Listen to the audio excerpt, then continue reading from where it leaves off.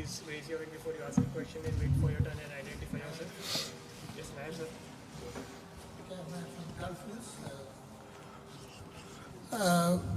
South Africa is hit by injuries, many of them, and also they're coming from 2 defeats.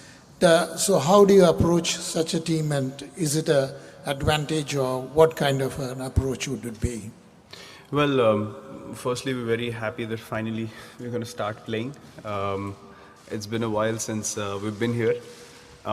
Secondly, look, injuries are part of the game, and these things can't be predicted. And I'm sure any team that gets hit with injuries is never a good thing, but still South Africa is a very talented, very dangerous side on their day. And even with the replacements, they would be a very strong side. So we never take anyone lightly, and whether a few key players get injured or not, if a youngster is stepping in and he has the right mindset, he can really perform on the day. So I think we need to maintain respect for that and really approach the game focusing on our strengths and what we can do as a side. Yeah. Finally, you said we starting to play. How does that work? I mean, South Africa playing their 3rd game, India playing its 1st. Most teams have played 2. How do you approach that? Does that work for you? Is that a problem? Is that an advantage that you've seen some of the other teams? How do you look at that? Well, I think it's a bit of an advantage, I would say, in terms of understanding how the games have gone, what the conditions have to offer, what the overcast conditions bring into play. When the sun's out, it's a totally different ball game altogether. What the conditions are at 10:30 in the morning compared to afternoon, and what is the pace of play when you see other teams playing, and what the approach is. So I think from that point of view, we have a lot to absorb. We have a lot to learn from, looking at the other teams play, the teams that have done well, what have they done well, in what phases. So yeah, I think from that point of view, we would say that we have a lot of positives that we can take out of starting, after everyone else. And yeah, look, whether a team has played before or not, it really wouldn't matter on the day. It depends on how the side turns out, what kind of mental setup they have. And as I mentioned, we would have to be mentally and skillfully stronger than the opposition, whoever we play, to win on the day. So I think our focus will be that. Virat, I just want to know how Kedar Yadav has been shaping up. He has been practicing. And after Ravindra Jadeja's performance in the 2 warm-up games, what do you think about the spin combination with 3 quality spinners? So what do you think about it? Look, we selected a side that gives us all kinds of options, depending on the conditions that we're going to play in. Somewhere you might see 3 seamers playing, somewhere you might see 2 wrist spinners, somewhere you might see a wrist spinner and a finger spinner playing together. So that's why we said we probably selected the most balanced side we could have selected. And Kedar's doing well. Kedar's back to full fitness. Kedar's batting in the nets now, and he's hitting the ball well. So it's always nice to have him back in the mix because of the variety he brings into the side. Jadeja's been outstanding as well, understanding his abilities fully, really grabbing all the opportunities that have come his way, especially in Test cricket also. The way he's batting with a lot of maturity now is a great sign for the team. So whenever he steps into the team, we know we have a guaranteed template of performance that Jadeja brings to the side, in the field with the ball and with the bat as well. So I think we have all our options covered. Looking at the pitch now, we will have discussions over what the balanced combination would be, but I think we are equipped to handle all kinds of conditions here. Virat, here. Hi.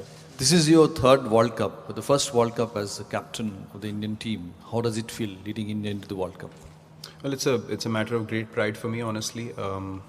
Playing 2015 World Cup, I never imagined this day, because a World Cup is too far off, to think or predict anything.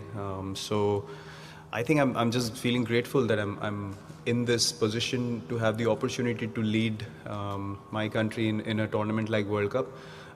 It's always going to be a time to remember and a very, very special feeling. So I'm really looking forward to the challenge. It's a different kind of responsibility. You need to be able to absorb a lot more. So I think from that point of view, it's something that is really exciting me to have this kind of a challenge at this stage in my career. Virat, what have you made of the first week of the tournament from the sidelines, and also what lessons do you take from the Champions Trophy, which was here 2 years ago? Lessons from the Champions Trophy. I think the lesson is basically to play the cricket that we know how to play. We didn't try anything, drastically different in the Champions Trophy. We just stuck to our strengths, and in the final, a better side beat us. But we have plugged a few areas that we needed to. Since then, we brought in wrist spinners to take wickets in the middle overs, and that's been the reason for a lot of our success in the last couple of years. So from that point of view, I think we are an even stronger side when you compare the Champions Trophy side. And I think the first week has been a gradual sort of a progress, I would say. A couple of really exciting games, a couple of one-sided games. But there's a lot to learn in terms of composure. I think the teams that have been more composed are the ones that are, winning games and have better chances of doing well in pressure situations. The teams that try a bit too much or, make bad decisions are the ones who are suffering. And that's the kind of pressure the World Cup brings. So, as I said, we need to bring all our experience to the play tomorrow to be able to take right decisions under pressure situations compared to the opposition. And as I said, the team that makes better decisions is invariably going to win in a high pressure tournament like the World Cup. Virat, you played with... Sorry. Virat, you played with Dale Steyn at RCB just a couple of weeks ago. What shape was he in? How was he bowling? And how are you sad that he's gone home from the World Cup? Yeah, I'm really feeling bad for Dale because he looked really happy. He was bowling really well, and then suddenly we find out that he's not gonna be able to continue. So I feel bad for him because he's been a friend for a long time, and he's a very motivated guy. He's been very happy to come back and play for South Africa. He's been doing really well, and he has that hunger and passion in him still. But those niggles and injuries are just not going his way, and I can understand his frustration about that.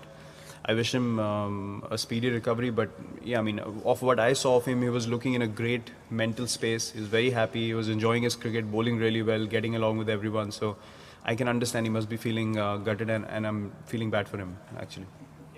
Virat, of course, the World Cup has started, but what is this day, the day before India's World Cup campaign begins, what does it feel like for you personally? You've experienced it a couple of times in 2011 and 2015, but is it any different to say, the start of a big test series in England or Australia? What does this day feel like? Honestly, for me, I have this feeling before every game that I play, honestly, and I can't differentiate. It's, yes, if you just say the word World Cup, it brings a different kind of a feeling to your mind and heart. But I don't think.